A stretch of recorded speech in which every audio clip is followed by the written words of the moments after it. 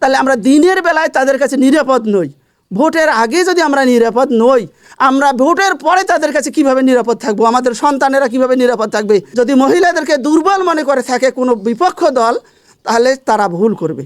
আমরা আজকে গভীর দুঃখের সহিত জানাচ্ছি যে 2026 সালের নির্বাচনে প্রচারণাকালে আমাদের বোনেরা লালমনিরহাট জেলার হাতীবান্ধা উপজেলার টংভাঙ্গা ইউনিয়নের 2 নং কাঁসাইটারি এলাকায় গিয়ে প্রচারণাকালে 5 জন মহিলা প্রচার করতে গেছে।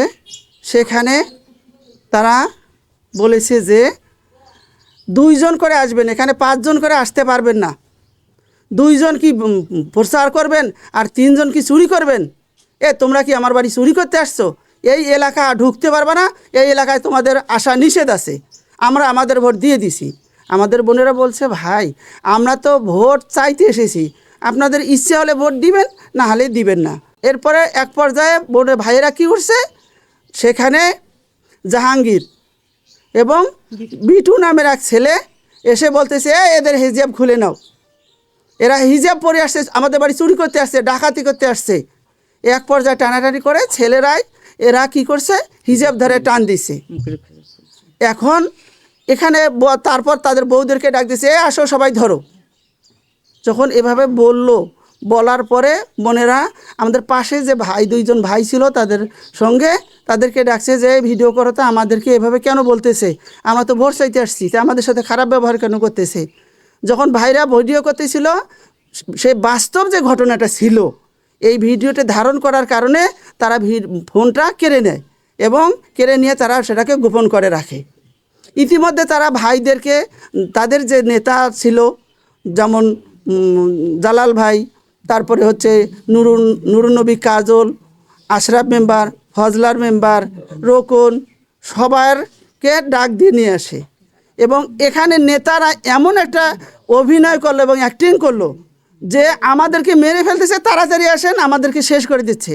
এই যে তাদের যে একটা অ্যাক্টিং, এই অ্যাক্টিং দেখে তাদের কর্মীরা ছুটে আসে বিভিন্ন জায়গা থেকে এবং শত শত কর্মী সেখানে লাঠি সোঁটা নিয়ে আসে। আমাদের মাত্র 4 থেকে 5 জন ছেলে ছিল, যাদেরকে একটা বাসার ভিতরে তারা কোণঠাসা করে, তারা প্রত্যেকে আহত ছিল। তাদেরকে যে হাসপাতালে নেব এরকম কোনো অবস্থার মধ্যে ছিল না। সামনে 4টে মোটরসাইকেল ছিল, 4টে মোটরসাইকেল একদম গুড়িয়ে দিয়েছে, একটা ল্যাপটপ নষ্ট করে দিয়েছে এবং হাতে যাদের মোবাইল ছিল সব মোবাইলগুলো কেড়ে নিয়েছে। আমাদের বোনদেরকে কথা বলার কোনো সুযোগ দিচ্ছিল না এবং সেখানে সরাসরি প্রশাসন ছিল, প্রশাসনের সামনেই তারা যে মারামারি করলো। সম্মানিত সাংবাদিক ভাই, আমরা আজকে দেশের কাছে একটা প্রশ্ন করতে চাই, 17 বছরে আমরা যে ভোট অধিকার দিতে পারি নাই, সেই অধিকার যে আমরা 25শে জুলাই আমাদের সন্তানেরা, আমাদের ভাইয়েরা, যারা রক্ত দিয়ে আমাদের বোনেরা, আমাদের সন্তানেরা যারা আজকে এই স্বাধীনতা ফিরিয়ে নিয়ে আসলো, আসলে কি এটা স্বাধীনতা? স্বাধীনতার কোনো মূল্য আছে কি? আসলে এরা যে নির্বাচনের আগেই যদি আমাদের সঙ্গে এরকম ব্যবহার করতে পারে, আমাদের হিজাব ধরে টানতে পারে, বোরকা ধরে টানতে পারে, তাহলে আমরা দিনের বেলায় তাদের কাছে নিরাপদ নই।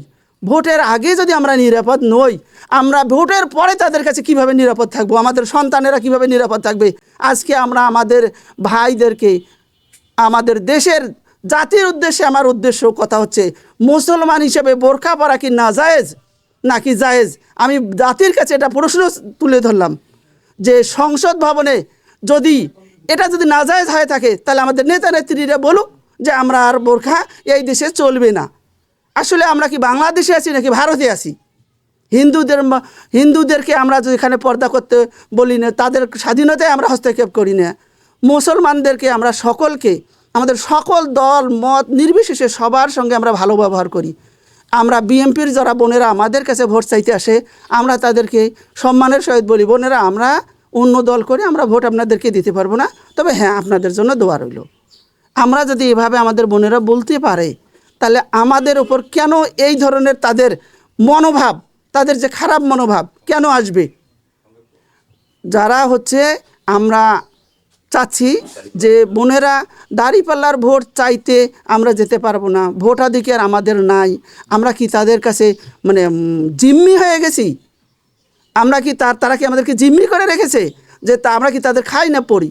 আমরা স্বাধীন দেশে স্বাধীন রাষ্ট্রে বসি, আমরা নিজের ইনকাম সোর্সে নিজে খাই।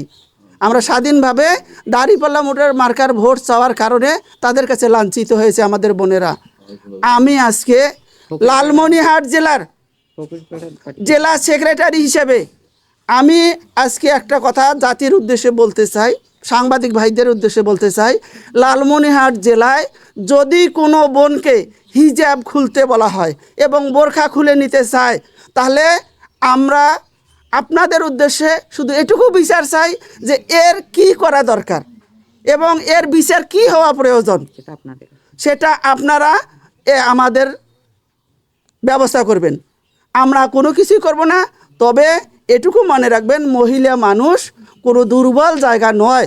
যদি মহিলাদেরকে দুর্বল মনে করে থাকে কোনো বিপক্ষ দল, তাহলে তারা ভুল করবে। আমি মনে করি আমাদের বোনেরা যতটা দুর্বল ততটা তারা সবল আছে। প্রশাসন আমাদের পক্ষে আছে, প্রশাসনের আমরা সহযোগিতায়, যদি আমরা আইন কখনোই ভাঙব না, আইন ভাঙার কোনো চেষ্টাও আমরা করব না। আমরা যথাসম্ভব প্রশাসনের সহযোগিতা নেব এবং সেখানে আমাদের ডিসি স্যার, এসপি স্যার নিজে এসে দেখে গেছেন যে আমাদের হিজাব নিয়েই এই ঘটনাটা হয়েছে। সকল বোন যারা ছিল সেখানে কোনো খারাপ ব্যবহার তারা করে নাই এবং ওখানে যারা পাড়া প্রতিবেশী ছিল কেউ বলতে পারবে না আমাদের বোনেরা তাদের সঙ্গে খারাপ ব্যবহার করছে।